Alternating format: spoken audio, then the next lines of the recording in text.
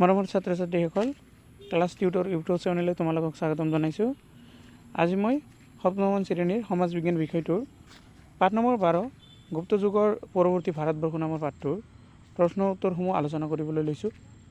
আশা কৰোঁ ভিডিঅ'টোৰ জৰিয়তে তোমালোকৰ ভালেখিনি সহায় হ'ব। যদি ভিডিঅ'টো ভাল লাগি থাকে অৱশ্যই লাইক কৰিবা আৰু চেনেলটো ছাবস্ক্ৰাইব কৰিবলৈ পাহৰি নাযাবা। চেনেলটো অৱশ্যই ছাবস্ক্ৰাইব কৰি ৰাখিবা যাতে তোমালোকৰ যিকোনো ধৰণৰ অন্য বিষয়ৰ প্ৰশ্ন উত্তৰসমূহ মই এইটো চেনেলৰ জৰিয়তে আগবঢ়াব পাৰোঁ আৰু তোমালোকে চাব পাৰে। আহক আমি এতিয়া ভিডিঅ'লৈ যাওঁ। এয়া আছিল তোমালোকৰ পাঠৰ শেষৰ অনুশীলনী প্ৰশ্নসমূহ চাই লোৱা মিলিছে নে নাই, তাৰপিছত উত্তৰসমূহ মই আলোচনা কৰিব লৈছোঁ। প্ৰথম প্ৰশ্নটো চোৱা মৰমৰ ছাত্ৰ ছাত্ৰীসকল, ইয়াত 1 নম্বৰ দি আছে উত্তৰ দিয়া। উত্তৰ তাৰপিছত ক নম্বৰ কৈছে কি যে থানেশ্বৰ ৰাজ্যখন বৰ্তমান কোন প্ৰদেশৰ অন্তৰ্গত। তোমালোকে উত্তৰত লিখিবা। তলেৰে মই ৰঙা কালিৰে দি দিছোঁ উত্তৰসমূহ, উত্তৰটা ৰঙা কালিৰে দি দিছোঁ। থানেশ্বৰ ৰাজ্যখন বৰ্তমান হাৰিয়ানা প্ৰদেশৰ অন্তৰ্গত হয়। খ নম্বৰত কৈছে হৰ্ষবৰ্ধনৰ ৰাজসভাৰ কবিগৰাকীৰ নাম কি। উত্তৰত লিখিবা যে হৰ্ষবৰ্ধনৰ ৰাজসভাৰ কবিগৰাকীৰ নাম হ'ল বাণভট্ট। নেক্সট গ নম্বৰ প্ৰশ্ন হ'ল ইলোৰাৰ কৈলাশনাথ মন্দিৰ কোনে সজাইছিল। ইলোৰাৰ কৈলাশনাথ মন্দিৰ ৰাষ্ট্ৰকূট ৰজা প্ৰথম কৃষ্ণই সজাইছিল। এইটো হ'ল উত্তৰ। তাৰপিছত ঘ নম্বৰ প্ৰশ্নটো চোৱা। ঘ নম্বৰ দি আছে চোল বংশৰ শ্ৰেষ্ঠ ৰজাজনৰ নাম কি। উত্তৰত লিখিব যে চোল বংশৰ শ্ৰেষ্ঠ ৰজাজনৰ নাম হ'ল প্ৰথম পৰান্তক। অ নম্বৰ প্ৰশ্নটো চোৱা। দিয়া আছে যে গংগাইকুণ্ড চোলপুৰম নগৰ কোনজন চোল ৰজাই নিৰ্মাণ কৰিছিল। উত্তৰ লিখিবা গংগাইকুণ্ড চোলপুৰম নগৰ ৰাজেন্দ্ৰ চোল ৰজাই নিৰ্মাণ কৰিছিল। তোমালোকৰ কিতাপত 2 নম্বৰত দিয়া আছে যে খালী ঠাইবোৰ কৰা। ক নম্বৰত আছে বৰ্মন বংশৰ শ্ৰেষ্ঠ ৰজাজন আছিল দেশ, খালী ঠাইত হ'ব। উত্তৰত লিখি দিবা পুষ্য বৰ্মন, বৰ্মন বংশৰ শ্ৰেষ্ঠ ৰজাজন আছিল পুষ্য বৰ্মন। তাৰপিছত খ নম্বৰ আছে দেশৰ আন এটি নাম আছিল শিলাদিত্য, কাৰ আন এটা নাম শিলাদিত্য হয়। উত্তৰত ভালভাৱে দিয়া আছে চোৱা। উত্তৰ হৰ্ষবৰ্ধনৰ, হৰ্ষবৰ্ধনৰ আন এটা নাম আছিল শিলাদিত্য। তাৰপিছত গ নম্বৰত দিয়া আছে যে পল্লৱসকলে ঢেচ শিল্প নামৰ এটি নতুন শিল্পকলাৰ সৃষ্টি কৰিছিল। তোমালোকে উত্তৰত লিখি দিবা দ্ৰাবিড়, পল্লৱসকলে দ্ৰাবিড় শিল্প নামৰ এটি নতুন শিল্পকলাৰ সৃষ্টি কৰিছিল। ঘ নম্বৰত আছে এলিফেণ্টা আৰু ঢেচ মন্দিৰসমূহত ৰাষ্ট্ৰকূট শিল্প নিদৰ্শন পোৱা যায়। উত্তৰ লিখিবা উত্তৰ মালখেদৰ, এলিফেণ্টা আৰু মালখেদৰ মন্দিৰসমূহত ৰাষ্ট্ৰকূট শিল্পৰ নিদৰ্শন পোৱা যায়। অ নম্বৰটোত দি আছে চোৱা। চোল ৰজাসকলে ব্ৰাহ্মণসকলক দান দিয়া মাটিক ঢেচ বোলা হৈছিল, ব্ৰাহ্মণসকলে যে মাটি দান দিছিল ইয়াক কি বুলি কৈছিল। উত্তৰত লিখিবা তোমালোকে উত্তৰ দি আছে ব্ৰাহ্মদেয়, চোল ৰজাসকলে ব্ৰাহ্মণসকলক দান দিয়া মাটিক ব্ৰাহ্মদেয় বোলা হৈছিল। তোমালোকৰ 3 নম্বৰ প্ৰশ্নত দিছে যে শুদ্ধ উত্তৰটো বাছি উলিয়া। ক নম্বৰটোত চোৱা। ক নম্বৰত দিছে যে গুপ্তসকলে ভাৰতত 200, 300, 400 বছৰ ৰাজত্ব কৰিছিল। ইয়াৰ উত্তৰটো কি হ'ব। উত্তৰ লিখিবা যে 200 বছৰ, গুপ্তসকলে 200 বছৰ ৰাজত্ব কৰিছিল। খ নম্বৰত কৈছে যে হৰ্ষবৰ্ধনৰ ৰাজ্যৰ ৰাজধানী আছিল তাঞ্জোৰ, তক্ষশিলা, কনৌজ, আৰু ইয়াৰ শুদ্ধ উত্তৰটো হ'ব কনৌজ, হৰ্ষবৰ্ধনৰ ৰাজধানী আছিল কনৌজ। গ নম্বৰত আছে হৰ্ষবৰ্ধন খেতিৰ পৰা উৎপাদিত শস্যৰ 6/1, 5/1 আৰু 4/1 কৰ হিচাপে আদায় কৰিছিল। কিমান কৰ আদায় কৰিছিল হৰ্ষবৰ্ধনে খেতিয়কসকলৰ পৰা। ইয়াৰ উত্তৰটো হ'ব 6/1, 6/1 খেতিয়কসকলে হৰ্ষবৰ্ধনক কৰ দিব লাগিছিল।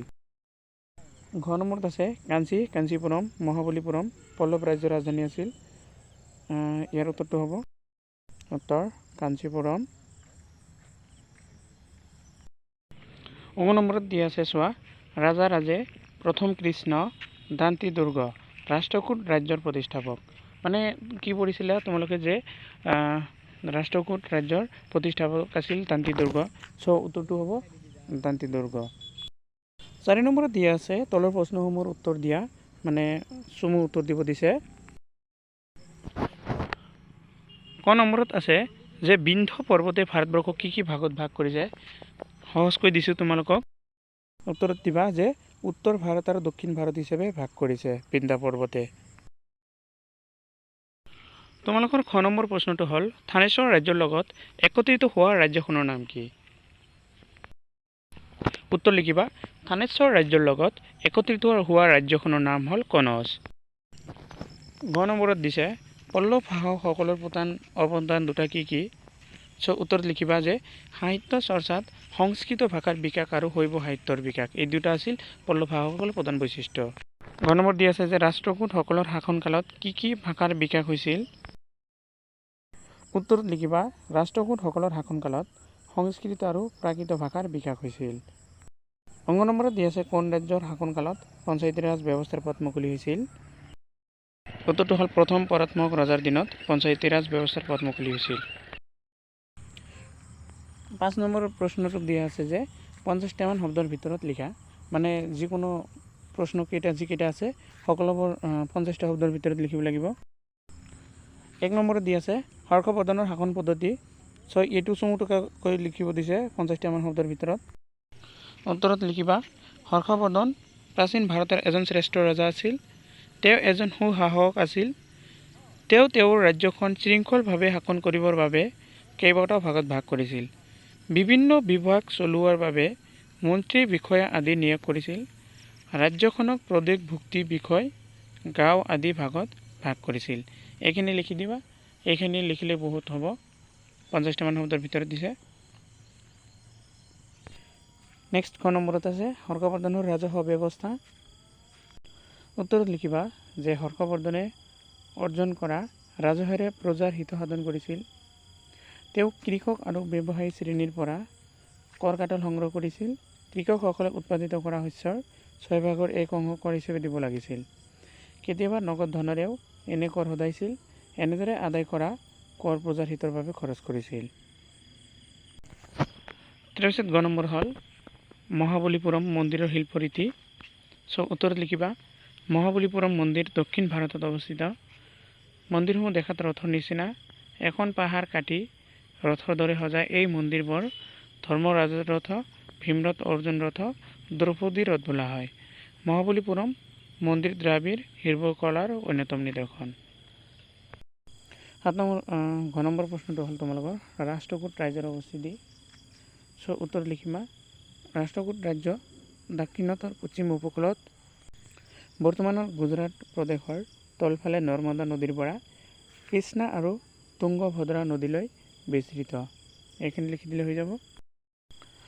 অংগ নম্বৰটো হ'ল চোল ৰজাসকলে নিৰ্মাণ কৰা মন্দিৰবোৰৰ বৈশিষ্ট্য।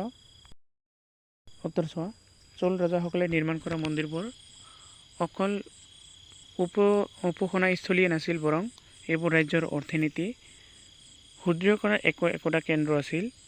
মন্দিৰৰ নামত দিয়া দেৱতাসকলৰ মন্দিৰ ওচৰে পাজৰে সংস্থাপন দিয়া হৈছিল। মন্দিৰৰ নামত দিয়া ভূমিৰ উৎপাদনৰ সহায়ত এই পৰিয়ালবোৰৰ ভৰণ পোষণ দিয়া হৈছিল। প্ৰকৃতাৰ্থত মন্দিৰবোৰে আন্তঃসামাজিক সাংস্কৃতিক জীৱন চহকী কৰিছিল। এইখিনি লিখি দিবা, হৈ যাব। 6 নম্বৰত চোৱা 6 নম্বৰত কি কৈছে তলত উল্লেখ কৰা ৰাজ্যসমূহৰ উত্তৰ ভাৰতৰ নে দক্ষিণ ভাৰতৰ অন্তৰ্গত বাছি উলিয়াই তালিকা প্ৰস্তুত কৰা। তালিকাত চোৱা তোমালোকৰ কি আছে গৌড়, চৌল, ৰাজপুতনা, থানেশ্বৰ, গুৰ্জৰ, পাণ্ডৱ, কনৌজ, কেৰল, মালৱ, ৰাষ্ট্ৰকূট, কলিংগ, চালুক্য, চাণ্ডেল, এইকেইটা হ'ল ৰাজ্য। উত্তৰটো হ'ব উত্তৰ ভাৰতত হোৱা ৰাজ্যসমূহ হ'ল চোৱা গৌড়, ৰাজপুতনা, থানেশ্বৰ, কনৌজ, মালৱ, চাণ্ডেল ইত্যাদি। এতিয়া দক্ষিণ ভাৰতৰ ৰাজ্যসমূহ চোৱা চোল, পাণ্ডৱ, কেৰল, ৰাষ্ট্ৰকূট, কলিংগ আৰু চালুক্য। আমাৰ ছাত্ৰ ছাত্ৰীসকল ভিডিঅ'টো কেনে হৈছে কৈ দিবা। আৰু আকৌ এবাৰ কৈছোঁ, যদি ভাল লাগি থাকে অৱশ্যই চেনেলটো ছাবস্ক্ৰাইব কৰিবা, ভিডিঅ' শ্বেয়াৰ কৰিবা আৰু সম্পূৰ্ণকৈ চোৱাৰ বাবে সকলোকে ধন্যবাদ জনাইছোঁ।